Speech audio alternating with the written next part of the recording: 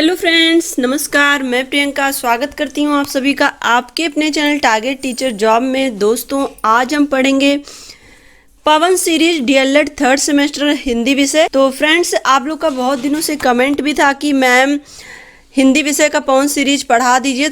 तो चलिए देखते हैं। इसमें पहला क्वेश्चन है, कबीरदास किस विचारधारा के कवि थे। तो दोस्तों देखिए, ये क्वेश्चन हूबहू जैसे इसका आंसर दिया गया है, ऐसे ही जब मैंने आपको हिंदी का पूरा डिटेल स्टडी करवाया था तो उसमें ये लाइन पहली लाइन में आती है कि जो कबीरदास जी थे वो भक्ति काव्य धारा की ज्ञानाश्रयी शाखा के प्रधान कवि थे। तो दोस्तों देखिए, इसीलिए जब मैं आपको डिटेल स्टडी करवा रही थी उसमें मैंने क्वेश्चन डाल के आंसर नहीं कराए थे, डायरेक्ट मैंने आपको आंसर ही हेडिंग डाल के लिखवाया था। तो आप लोग बोल भी रहे थे मैम बहुत लंबा हो जा रहा है, बहुत लंबा। लेकिन दोस्तों देखिए, जब हम लॉन्ग क्वेश्चन करते हैं ना तो उसमें जितने भी शॉर्ट, बहुविकल्पी, अति लघुत्तरी, लघुत्तरी, ये सारे क्वेश्चन उसमें समाहित हो जाते हैं। तो जिन भी भाई बहनों ने डिटेल स्टडी की होगी उनको पता होगा। तो चलिए देखते हैं। पहला क्वेश्चन, कबीरदास किस विचारधारा के कवि थे। कबीरदास हिंदी भक्ति काव्य की ज्ञानाश्रयी शाखा के प्रधान कवि थे। ज्ञानाश्रयी शाखा। कबीरदास जी का जन्म कब और कहाँ हुआ था। कबीरदास जी का जन्म संवत 1455 में वाराणसी में हुआ था। 1455 में वाराणसी में हुआ था। कबीरदास का पालन पोषण किसने किया था। तो दोस्तों, कबीरदास जी का जो जन्म हुआ था वो एक विधवा ब्राह्मणी के गर्भ से हुआ था, लेकिन लोक लज्जा की वजह से उन्होंने क्या किया था, कबीरदास जी को लहरतारा नामक तालाब में फेंक दिया था। और उसके बाद वहां पर उनको एक जुलाहा दंपत्ति मिले जिनका नाम नीरू और नीमा था। उन्होंने ही इनका पालन पोषण किया था। नेक्स्ट क्वेश्चन हम देखेंगे, कबीरदास जी के गुरु का क्या नाम था। दोस्तों, कबीरदास जी के गुरु का नाम महात्मा रामानंद जी था। कबीरदास जी की पत्नी का क्या नाम था। कबीरदास जी की पत्नी का नाम लोई और पुत्र का नाम कमाल और पुत्री का नाम कमाली। इनके 2 संतानें थी। नेक्स्ट क्वेश्चन, कबीरदास जी की काव्य कृतियों का वर्णन कीजिए। दोस्तों, कबीरदास जी का काव्य संग्रह बीजक है जिसके 3 भाग, साखी, शबद और रमैनी। इसको मैंने आपको बताया भी है कि साखी जो है किस तरह से है और जो शबद है ये गे पद में है, रमैनी दोहा और चौपाई में है। तो इस तरह से जो साखी है ये दोहे में है। तो दोस्तों ये सब मैंने आपको डिटेल स्टडी में बताया था। चलिए नेक्स्ट क्वेश्चन देखते हैं, सूरदास की काव्य कृतियों का नाम बताइए। की 3 रचनाएं हैं, सूर सागर, सूर सरावली और साहित्य लहरी। अब दोस्तों हम देखते हैं यहाँ पे तुलसीदास जी के माता पिता का क्या नाम था। तुलसीदास जी के माता का नाम जो था वो था हुलसी और पिता का नाम आत्माराम दुबे। और यहाँ पे देखिए नेक्स्ट क्वेश्चन है, तुलसीदास जी के गुरु का क्या नाम था। तुलसीदास जी के गुरु का नाम स्वामी नरहरिदास जी। तुलसीदास जी के जो गुरु थे दोस्तों, देखिए इनके भी बारे में जब हम लोग डिटेल स्टडी कर रहे थे तो मैंने आपको बताया था कि तुलसीदास जी अभुक्त मूल नक्षत्र में पैदा होने की वजह से इनके मुंह में बचपन में ही दांत थे, जिसकी वजह से इनको इनके माता पिता ने त्याग दिया था। और जिसकी वजह से अमृतलाल नागर की एक रचना है दोस्तों, मानस का हंस, जिसमें तुलसीदास की पूरी कथा है उनकी विषय में कि किस तरह से उनका जो बचपन था बहुत ही ज्यादा दयनीय था। और मैंने आपको जब डिटेल स्टडी कराई थी तो मैंने आपको एक कहानी भी सुनाई थी मानस का हंस में। उसमें क्या था कि तुलसीदास जी बचपन में जब उनको बहुत भूख लगी थी तो वो हनुमान मंदिर पे पहुंचते हैं और वो चना बीन के खाने लगते हैं। तभी बंदर उनको आते हैं, काटने लगते हैं, क्योंकि वो बंदरों का भोजन था। लेकिन इनको इतनी भूख लगी रहती है कि ये चना बीन के खाते, बंदर इनको काटते हैं, ये बंदरों को काटते हैं। तो इस तरह की जो व्यथा अमृतलाल नागर ने अपने रचना में व्यक्त की है वो बहुत ही मार्मिक है। तो यहाँ पे हम चूंकि डिटेल स्टडी को तो कर नहीं रहे हैं तो चलिए फटाफट क्वेश्चन पढ़ते हैं। तुलसीदास जी की पत्नी का क्या नाम था। दोस्तों, तुलसीदास जी की पत्नी का नाम रत्नावली था, जिन्होंने जब ये मायके चली जाती हैं तो तुलसीदास जी इनके पीछे पीछे जाते हैं और रात में पहुंचते हैं तो उनको काफी शर्म आती है कि मतलब इनके पति इस तरह से आते हैं। तो वो उनको एक उलाहना देती हैं कि अस्ति चर्म देह ममता में ऐसी प्रीत, ऐसी जो श्री राम में होत न तव भवित। और उनके इसी सेंटेंस की वजह से ही तुलसीदास जी ने वैराग्य धारण किया और राम को प्राप्त किया। चलिए आगे देखते हैं। यहाँ पे देखिए नेक्स्ट क्वेश्चन है, तुलसीदास जी द्वारा रचित महाकाव्य का नाम बताइए। दोस्तों, तुलसीदास जी ने अयोध्या में रहकर लगभग 2.5 वर्ष में रामचरितमानस महाकाव्य की रचना की थी। तुलसीदास जी की रचनाएं कितनी थी। तो दोस्तों, तुलसीदास की जो रचना है वो 31 बताई जाती है, किंतु अगर प्रमाणित रूप से हम देखें तो प्रमाणिक रूप से केवल 12 रचनाएं ही मिलती हैं। नेक्स्ट क्वेश्चन देखिए, तुलसीदास जी द्वारा रचित प्रबंध काव्य लिखिए। तो प्रबंध काव्य में देखिए रामचरितमानस, पार्वती मंगल, जानकी मंगल, रामलला, नच्छू। दोस्तों देखिए, मैंने आपको अभी आपको 1 या 2 दिन में आपको मिल जाएगा हिंदी का आपको पूरा आपके लिए मैंने हिंदी की मैराथन क्लास बना दी है, लेकिन वो अभी एडिट नहीं हो पाई है। तो जब मैंने मैराथन क्लास में भी मैंने आपको बताया कि जो इनकी रचना वो 3 तरह की, जिसमें प्रबंध काव्य, मुक्तक काव्य, तो उसमें अलग अलग तरह से कौन किसके अंतर्गत आता है ये भी मैंने आपको डिटेल स्टडी में पढ़ाया और मैंने आपको मैराथन क्लास में भी रिवाइज कराया है। तो चलिए नेक्स्ट क्वेश्चन देखते हैं। तुलसीकृत मुक्तक काव्य लिखिए। तो मुक्तक काव्य में देखिए कवितावली, दोहावली, वरवय रामायण, वैराग्य संदीपनी और रामाज्ञा, प्रश्नावली, हनुमान वाहुक मुक्तक काव्य है। तो दोस्तों देखिए यहाँ पर भी वही चीजें हैं। रचित यहाँ पे आपको सीधे दिख रहा है रचित प्रबंध काव्य और यहाँ पर मुक्तक काव्य और गीत काव्य, तो ये तीनों ही दिए हुए हैं और इसी तरह से देखिए क्वेश्चन भी पूछा गया है। तो यहाँ पर हम देख रहे हैं तुलसी द्वारा कृत गीत काव्य के बारे में लिखना है। तो तुलसीकृत गीत काव्य में गीतावली, कृष्ण गीतावली तथा विनय पत्रिका प्रमुख हैं। अब नेक्स्ट क्वेश्चन यहाँ पे देखिए बिहारी से संबंधित। बिहारी जी किस काव्य धारा के कवि थे? दोस्तों बिहारी जी रीतिकाल काव्य धारा के सर्वश्रेष्ठ कवि माने जाते हैं। तो दोस्तों यहाँ पर देखिए रीतिकाल में बिहारी जी को सर्वश्रेष्ठ माना जाता है और रीतिकालीन कवियों में इनका जो स्थान है वो प्रमुख है। बिहारी जी का जन्म कब और कहाँ हुआ था? दोस्तों बिहारी जी का जन्म 1603 ईस्वी में ग्वालियर मध्य प्रदेश में बसुआ गोविंदपुर गांव में हुआ था। और दोस्तों जो तानसेन थे वो भी ग्वालियर से ही संबंधित थे। अब यहाँ पर देखिए नेक्स्ट क्वेश्चन है बिहारी जी के गुरु कौन थे? बिहारी जी के गुरु लाला नरिहर जी थे। लाला नरिहर दास जी थे। बिहारी जी के गुरु लाला नरिहर दास जी थे। बिहारी जी का निधन कब हुआ था? तो 1663 में बिहारी जी का निधन हो गया था। बिहारी जी द्वारा रचित ग्रंथ का नाम बताइए। बिहारी जी द्वारा रचित ग्रंथ बिहारी सतसई, जिसमें लगभग 719 दोहे हैं। तो दोस्तों बिहारी जी की प्रमुख रचना बिहारी सतसई है और इसमें लगभग 719 दोहे हैं। राष्ट्र कवि मैथिली षणगुप्त का जन्म कब और कहाँ हुआ था? तो दोस्तों मैथिली षणगुप्त जी का जन्म 1886 ईस्वी में झांसी जिले के चिरगांव नामक स्थान पर हुआ था। तो 1886 यानी कि दोस्तों आप इसको कैसे याद रखेंगे, हमारा जो कांग्रेस की स्थापना जो हुई थी वो हुई थी 1885 में, यानी कि उसके जस्ट एक साल बाद मैथिली षणगुप्त जी का जन्म हुआ 1886 में। और कहाँ हुआ था? झांसी जिले के चिरगांव नामक स्थान पर। चलिए आगे देखते हैं मैथिली षणगुप्त का निधन कब हुआ था? दोस्तों मैथिली षणगुप्त का निधन 1964 में गुप्त जी का निधन हो गया था। अब यहाँ पर नेक्स्ट क्वेश्चन है राष्ट्र कवि होने का गौरव गुप्त जी को किस प्रकार प्राप्त हुआ? तो दोस्तों देखिए गांधी जी के साथ राष्ट्रीय आंदोलन में भाग लेकर गुप्त जी ने जेल यात्रा भी की और आगरा तथा इलाहाबाद विश्वविद्यालय के लिए डीलिट की उपाधि भी प्राप्त की थी और तथा आपको भारत का प्रथम राष्ट्र कवि होने का गौरव भी प्राप्त है। दोस्तों देखिए इसमें पूरा नहीं लिखा है, लेकिन यह है कि इनकी एक रचना थी जो उस राष्ट्रीय आंदोलन में बहुत ज्यादा प्रभावी रही, जिसकी वजह से ही इन्हें राष्ट्र कवि होने का गौरव प्राप्त हुआ था। अब यहाँ पर देखिए राष्ट्र कवि मैथिली षणगुप्त रचित महाकाव्य का नाम बताइए। मैथिली षणगुप्त रचित महाकाव्य जो है वो साकेत है। अयोध्या सिंह उपाध्याय हरियोत का जन्म कब और कहाँ हुआ था? तो दोस्तों हरियोत जी का जन्म संवत 1865 में आजमगढ़ जिले के निजामाबाद नामक स्थान पर हुआ था। हरियोत जी का जन्म जो हुआ था 1865 में आजमगढ़ जिले के निजामाबाद नामक स्थान पर हुआ था। दोस्तों अयोध्या सिंह उपाध्याय जी की सबसे उत्कृष्ट महाकाव्य है जो प्रिय प्रवास, और महाकाव्य पर उपाध्याय जी को मंगला प्रसाद पारितोषिक ये एक पुरस्कार है जो इनको प्रदान किया गया था। अब हम देखते हैं यहाँ पे जयशंकर प्रसाद का जन्म कब और कहाँ हुआ था। दोस्तों जयशंकर प्रसाद का जन्म 1889 ईस्वी में काशी में हुआ था। 1889 में काशी में हुआ था। सूर्यकांत त्रिपाठी निराला जी की रचनाएं बताइए। तो दोस्तों सूर्यकांत त्रिपाठी निराला बहुमुखी प्रतिभा के धनी थे और इन्होंने उपन्यास, कहानियां, रेखाचित्र, नाटक, जीवनी तथा निबंध के अतिरिक्त अंग्रेजी, बंगला तथा संस्कृत के अनेक ग्रंथों का अनुवाद भी किया। और यहाँ पर हम देखेंगे महादेवी वर्मा के कविता संग्रहों का नाम लिखिए। तो दोस्तों महादेवी वर्मा नीरजा, रश्मि, निहार और सांध्य गीत, यामा, दीपशिखा प्रमुख कविता संग्रह है। महादेवी वर्मा के कविता संग्रह का नाम लिखा गया निहार, रश्मि, नीरजा, सांध्य गीत, यामा, दीपशिखा, ये इनकी प्रमुख कविता संग्रह है। नेक्स्ट क्वेश्चन हम देखेंगे रामधारी सिंह दिनकर का जन्म कब और कहाँ पर हुआ था। दोस्तों दिनकर जी का जन्म सन 1908 में बिहार के मुंगेर जिले के सिमरिया घाट नामक गांव में हुआ था। तो दोस्तों रामधारी सिंह दिनकर का जन्म कहाँ हुआ था? 1908 में बिहार के मुंगेर जिले के सिमरिया घाट नामक गांव में। अब है यहाँ पे नेक्स्ट क्वेश्चन गुरु रविंद्रनाथ टैगोर जी का जन्म कब और कहाँ हुआ था। तो टैगोर जी का जन्म 7 मई 1861 में कोलकाता में हुआ। तो दोस्तों जो रविंद्रनाथ टैगोर जी हैं ये कोलकाता से संबंधित थे। तो इनका जन्म 7 मई 1861 में हुआ था कोलकाता में ही। रविंद्रनाथ टैगोर जी को किस पुस्तक के लिए नोबेल पुरस्कार प्रदान किया गया?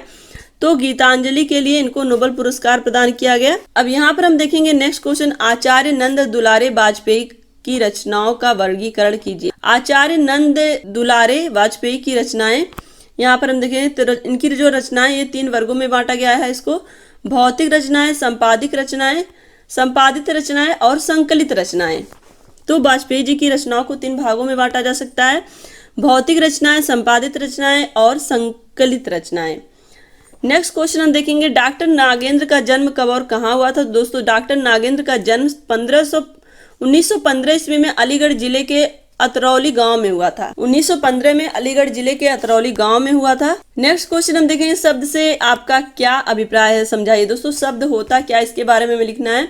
तो शब्द की रचना वर्णों से होती है। आपको पता है कि जो सबसे छोटी इकाई हिंदी की जो होती है वो होती है ध्वनि या वर्ण, और वर्णों का जो संयोग होता है उसी से ही शब्द बनते हैं। तो शब्द में वर्ण तथा ध्वनियों का क्रम निश्चित होता है। शब्द 2 प्रकार के होते हैं, सार्थक शब्द और निरर्थक शब्द। यहाँ पे देखिए क्लियर शब्दों में लिखा भी है कि शब्द की रचना वर्णों से होती है, शब्द में वर्ण तथा ध्वनियों का क्रम निश्चित होता है, और शब्द 2 प्रकार के होते हैं, सार्थक शब्द और निरर्थक शब्द। यहाँ पे देखिए शब्दों का वर्गीकरण, शब्दों का वर्गीकरण के आधार पर यहाँ पे देखिए किस तरह से इनका वर्गीकरण किया गया। तो अर्थ की दृष्टि से शब्द का वर्गीकरण किया गया, उत्पत्ति की दृष्टि से शब्द का वर्गीकरण किया गया, रचना की दृष्टि से शब्द का वर्गीकरण किया गया, और वाक्य में प्रयोग की दृष्टि से भी शब्द का वर्गीकरण किया गया। तो दोस्तों देखिए इसी के अंतर्गत ही आपका वर्तनी से संबंधित भी आएगा, और जिसमें आपके अर्थ की दृष्टि से भी देखने को मिलेगा और उत्पत्ति की दृष्टि से भी किस तरह से शब्दों की उत्पत्ति हुई है और उसके आधार पर शब्दों का वर्गीकरण किया गया है। अब यहाँ पर हम देखेंगे अनेकार्थी शब्द किसे कहते हैं। जो शब्द प्रयोग के अनुसार भिन्न भिन्न अर्थ देते हैं अनेकार्थी शब्द कहलाते हैं। साधारण,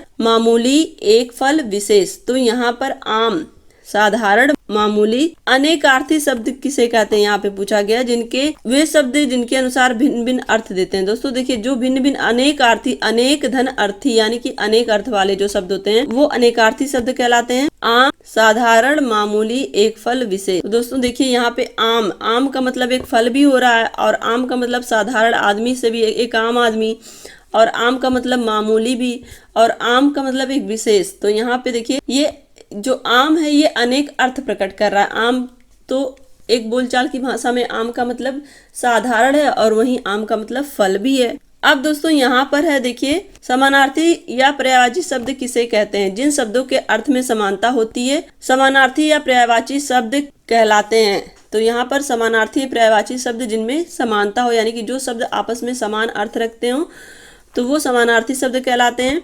तो यहाँ पर देखिए आकाश का पर्यायवाची गगन, अंबर, व्योम, नभ। तो दोस्तों यहाँ पर ये पर्यायवाची भी है और समानार्थी भी है, यानी कि समान अर्थ भी रख रहे हैं और ये एक दूसरे के पर्यायवाची भी हैं। चलिए आगे देखते हैं, विलोम या विपरीत शब्द किसे कहते हैं। विपरीत अर्थ को प्रकट करने वाले शब्द विपरीतार्थक या विलोम शब्द कहलाते हैं। यथा अमृत, विष, स्वर्ग, नरक, सत्य, असत्य। तो दोस्तों जो कि अलग एकदम विपरीत अर्थ प्रकट करें वो विपरीतार्थक या विलोम शब्द कहलाते हैं। स्वर्ग का नरक हो जाएगा, अमृत का विष हो जाएगा, सत्य का असत्य हो जाएगा। नेक्स्ट क्वेश्चन हम देखेंगे, वाक्यांश के लिए एक शब्द से आपका क्या अभिप्राय है, समझाइए। दोस्तों भाषा को रोचक तथा प्रभावी बनाने के लिए शब्द समूह को एक शब्द का प्रयोग करते हैं तथा ईश्वर में विश्वास रखने वाला आस्तिक। तो दोस्तों यहाँ पर देखिए वाक्यांश के लिए एक शब्द से आपका क्या अभिप्राय है, यानी कि देखिए अगर हम एक शब्द का यूज कर रहे हैं किसी भी सेंटेंस को कंप्लीट करने के लिए एक शब्द ही काफी है, तो किस तरह से काफी है। जैसे अगर हमने बोल दिया आस्तिक, तो आस्तिक का मतलब क्या होता है कि ईश्वर में विश्वास रखने वाला, और नास्तिक ईश्वर में विश्वास ना रखने वाला। तो इस तरह से हमने केवल एक वर्ड बोला, एक शब्द बोला और उसका इतना बड़ा अर्थ है, यानी कि आस्तिक का मतलब जो कि ईश्वर पर विश्वास रखता हो। नेक्स्ट क्वेश्चन देखिए, प्रयोग के आधार पर शब्दों के भेद लिखिए। तो प्रयोग के आधार पर शब्दों के भेद निम्न है, विकारी शब्द और अविकारी शब्द। दोस्तों देखिए ये जो शब्द के भेद इसके पहले अभी हम लोगों ने पढ़ा है, तो इसमें प्रयोग के आधार पर शब्दों के भेद है जिसमें विकारी शब्द और अविकारी शब्द आते हैं। और यहाँ पे देखिए मुहावरे से आपका क्या अभिप्राय है। तो यहाँ पे देखिए किसी सूक्ष्म भाव को या विचार को प्रकट करने के लिए मुहावरे का प्रयोग किया जाता है। मुहावरे के प्रयोग से वाक्य में चुस्ती आ जाती है। तो दोस्तों देखिए मुहावरे का प्रयोग क्यों किया जाता है, किसी भी छोटे से भाव या विचार को प्रकट करने के लिए। वहां पे हम किस चीज का प्रयोग करते हैं, मुहावरे का प्रयोग करते हैं। जहाँ पे लोगों को अपनी बात समझानी है वहां मुहावरे का प्रयोग कर सकते हैं, जिससे जो वाक्य है, जो सेंटेंस है, उसमें एक चुस्ती आ जाती है, उसमें और निखार आ जाता है कह सकते हैं।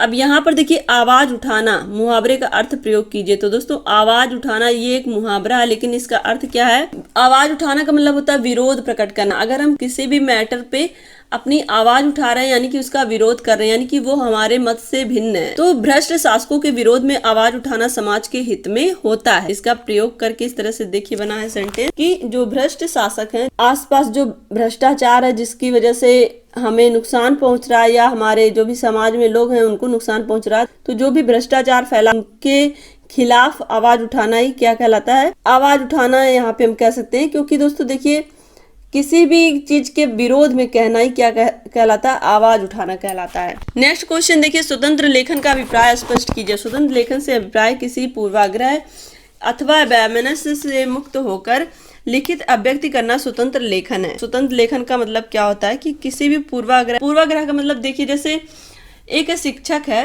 अगर वो लिंग में भेदभाव करता है, वो केवल लड़कों पे ही ध्यान दे रहा है और वो लड़कियों पे नहीं ध्यान दे रहा, तो वो क्या है? पूर्वाग्रह से ग्रसित है। उसे केवल अपने ही लिंग पर ध्यान देना, यानी कि अपने ही लिंग से संबंधित जो छात्र हैं उन पे ध्यान देना, लड़कियों पे बिल्कुल नहीं ध्यान देना। अगर इसी तरह से कोई शिक्षिका है तो वो भी अगर केवल लड़कियों पे ध्यान दे रही है, लड़कों पे नहीं ध्यान दे रही, तो वो भी कहीं ना कहीं पूर्वाग्रह से ग्रसित है, यानी कि वो एक तरफा सोचने वाला। तो स्वतंत्र लेखन का अभिप्राय ये होता है कि स्वतंत्र लेखन से अभिप्राय कि किसी पूर्वाग्रह अथवा वैमनस्य से मुक्त होकर, यानी कि किसी भी तरह का जो भेदभाव या फिर कह सकते हैं किसी भी तरह के लोगों से कटुता या कह सकते हैं हम घृणा से मुक्त होकर के लेखन करना ही क्या कहलाता है? स्वतंत्र लेखन कहलाता है। चलिए नेक्स्ट देखते हैं, राष्ट्रीय पर्व किसे कहते हैं? राष्ट्रीय पर्व तो स्वतंत्रता दिवस, गणतंत्र दिवस, अध्यापक दिवस, बाल दिवस, नेताओं की जयंती, दार्शनिक तथा समाज सुधारकों की जयंती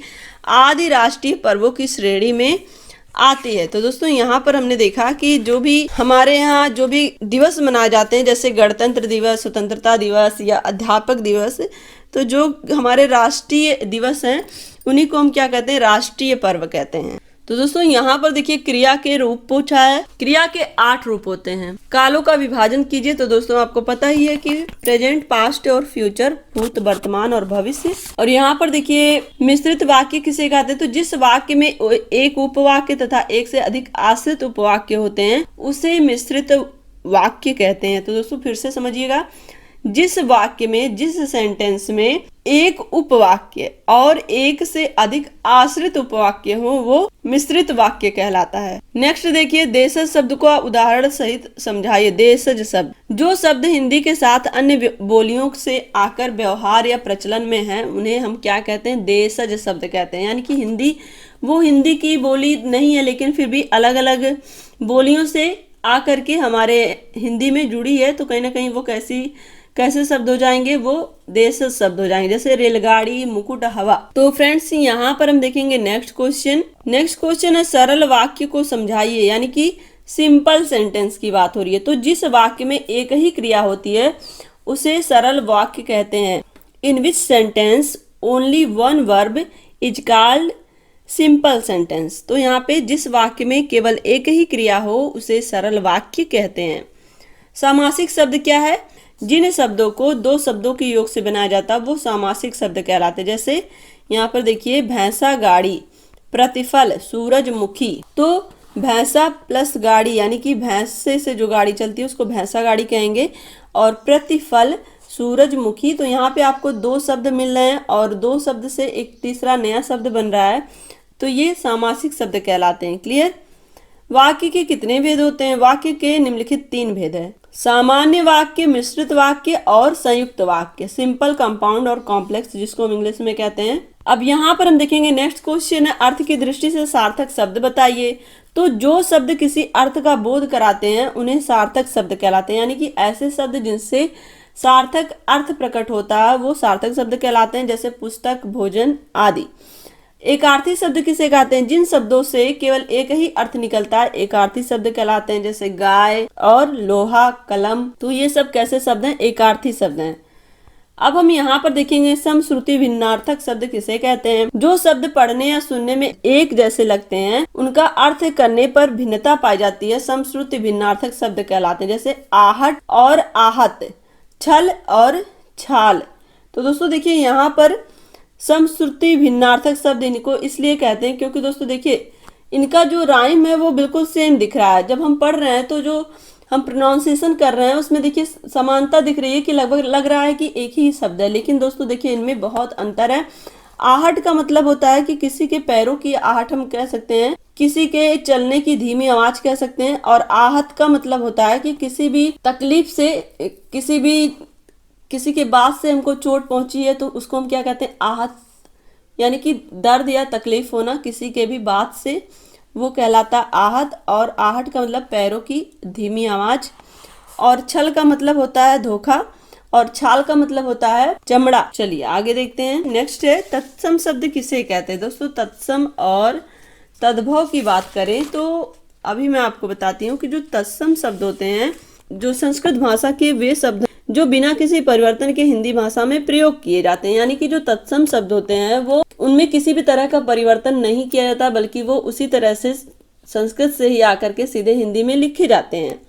जैसे अधीन और उत्सव, तो जब हम संस्कृत में इनको लिखेंगे तो तब भी हम ऐसे ही लिखेंगे, यानी कि इनका जो स्ट्रक्चर है वो चेंज नहीं हुआ। तो ये कैसे शब्द हो जाएंगे, तत्सम शब्द हो जाएंगे। और वहीं अगर हम बात करें दोस्तों तद्भव की, तो तद्भव शब्द किसे कहते हैं, तो संस्कृत भाषा में हिंदी में आए वे शब्द जो अपने बदले रूप में प्रयोग किए जाते हैं तद्भव शब्द कहलाते हैं। जैसे भाई और सिर। तो दोस्तों देखिए जो तद्भव शब्द होते हैं वो संस्कृत के तो होते हैं, लेकिन उनका जो रूप है वो परिवर्तित हुआ रहता है। लेकिन जो तत्सम शब्द होते हैं वो हूबहू संस्कृत से हिंदी में वैसे ही लिखे जाते हैं। यानी कि दोनों में क्या अंतर हुआ कि संस्कृत से संस्कृत जो होगा वो तत्सम होगा, संस्कृत से जो हिंदी में चेंज हुआ वो तद्भव होगा। क्लियर। चलिए आगे देखते हैं। दोस्तों देखिए जहां भी जो भी चीजें समझ में नहीं आएगी कमेंट बॉक्स में जरूर लिखिएगा, क्योंकि कोई भी व्यक्ति परफेक्ट नहीं होता है। मेरे समझाने से अगर आपको समझ नहीं आ रहा है तो कमेंट करिए, मैं फिर से कोशिश करूंगी। यहाँ पे देखिए नेक्स्ट क्वेश्चन है, विदेशी शब्द से आपका क्या अभिप्राय है, तो यहाँ पे समझाइए।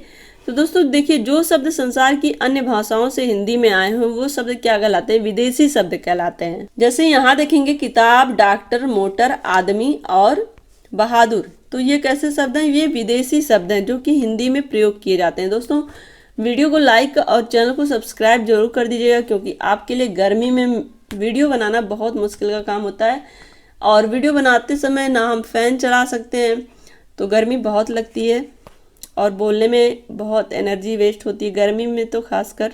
अब यहाँ पर देखिए नेक्स्ट क्वेश्चन है, रचना की दृष्टि से रूढ़ शब्द को समझाइए। तो जो शब्द किसी अन्य शब्द के योग से नहीं बनते हैं अपितु परंपरा से किसी विशेष अर्थ में प्रयुक्त होते हैं वह रूढ़ शब्द कहलाते हैं। जैसे मोर, नाक आदि। तो दोस्तों देखिए जो रूढ़ शब्द होते हैं वो किसी अन्य शब्द के योग से नहीं बनते, यानी कि वो किसी अन्य शब्द के जोड़ से नहीं बनते, यानी कि वो खुद बने होते हैं, उनको किसी भी अन्य शब्द के जोड़ की आवश्यकता नहीं होती है, और वो अपना विशेष अर्थ भी रखते हैं। जैसे अगर हम कहें रूढ़ शब्द में मोर, तो मोर एक पंछी है जो पर्टिकुलर उसी पंछी के लिए हम यूज करते हैं मोर नाम। मोर और नाक, नाक भी, ये दोनों ही क्या है, रूढ़ शब्द हैं। अब दोस्तों यहाँ पर हम देखेंगे यौगिक शब्द किसे कहते हैं। तो जो शब्द अन्य शब्दों के योग से बनते हैं। दोस्तों देखिए यहाँ पे बनावट के आधार पर शब्दों का भेद जो है वही है ये। तो यहाँ पे अलग तरह से क्वेश्चन पूछा है, जिसमें देखिए बनावट के आधार पर अगर हम देखें तो रूढ़ शब्द, यौगिक शब्द, योग रूढ़ शब्द ये आते हैं। तो यहाँ पर देखिए रूढ़ शब्द कहलाते हैं मोर, नाक आदि। तो यौगिक शब्द किसे कहते हैं, तो यौगिक शब्द जो होते हैं वो अन्य शब्दों के योग से बनते हैं। जैसे यहाँ पर देखिए सेनापति, रसोई घर और प्रतिदिन, तो ये क्या है, ये यौगिक शब्द हैं, जिसमें सेनापति, सेना का पति। तो दोस्तों यहाँ पर आप देखेंगे ना तो यहाँ पे आपको दो वर्ड आपस में जुड़े हुए दिखेंगे, यानी कि दो शब्दों के योग से ये मिलता है तभी बनता है। तो यहाँ पर सेनापति, सेना का पति, रसोई घर, रसोई के लिए घर, और प्रतिदिन, हर एक दिन। तो यहाँ पे देखिए दो शब्द आपस में मिलके एक शब्द बना रहे हैं। यहाँ पे अब हम नेक्स्ट देखेंगे विस्मयादि बोधक। विस्मयादि बोधक शब्द कौन से हैं, हाय, आहा, ओह, छी आदि विस्मयादि बोधक शब्द हैं।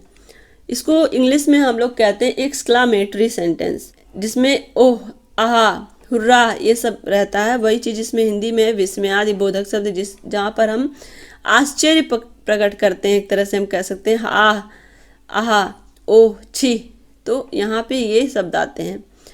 तो अब हम देखेंगे नेक्स्ट क्वेश्चन, तद्भव तत्सम शब्द बनाइए। तो दोस्तों यहाँ पर देखिए 3 शब्द दिए हैं, तो भाई, सिर और बहुत। जो भाई है ये तद्भव शब्द है, अभी हमने ऊपर पढ़ा है, क्योंकि तत्सम शब्द वे शब्द होते हैं जो संस्कृत भाषा से वैसे के वैसे हिंदी में हम प्रयोग करते हैं, लेकिन जो तद्भव शब्द होते हैं वो संस्कृत से उसका जो प्रयोग है वो हिंदी में अलग तरह से होने लगा है, यानी कि उसका जो वर्ड है वो धीरे धीरे चेंज हुआ है। तो यहाँ पर अगर हम बात करें भाई की, तो ये तद्भव है और इसका तत्सम होगा भ्राता। और सिर, तो सिर जो है वो तद्भव है और इसका तत्सम होगा बड़ा सा वाला सिर। और बहु, तो इसका तत्सम क्या होगा, बधु। नेक्स्ट क्वेश्चन हम देखेंगे, निम्नलिखित वाक्यांशों के लिए एक शब्द लिखिए जिसका कोई शत्रु ना हो, ना करने योग्य कार्य और जल थल दोनों में चढ़ने वाला। तो दोस्तों वाक्यांश के लिए एक शब्द काफ़ी महत्वपूर्ण हो जाता है आपके एग्जाम के दृष्टिकोण से, क्योंकि दोस्तों देखिए इस तरह के क्वेश्चन आपसे पूछा जाता है। जैसे अभी हमने पढ़ा नास्तिक और आस्तिक, मैंने आपको बताया, जहाँ पर एक वर्ड के लिए आप एक सेंटेंस ना बोल करके सीधे एक वर्ड लिख देंगे और वो पूरा आपके सेंटेंस को कंप्लीट करेगा। जैसे हमने बोल दिया कि वो आस्तिक है, तो वहाँ पे हमने ये लिखा कि वो आस्तिक है, यानी कि वो ईश्वर में विश्वास करने वाला है। इतना बड़ा शब्द लिखने से अच्छा केवल इतना ही लिखना है, वो आस्तिक है।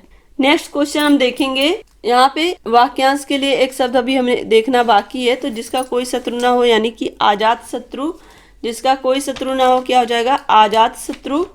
और ना करने योग्य कार्य आकरणीय, ना करने योग्य कार्य आकरणीय।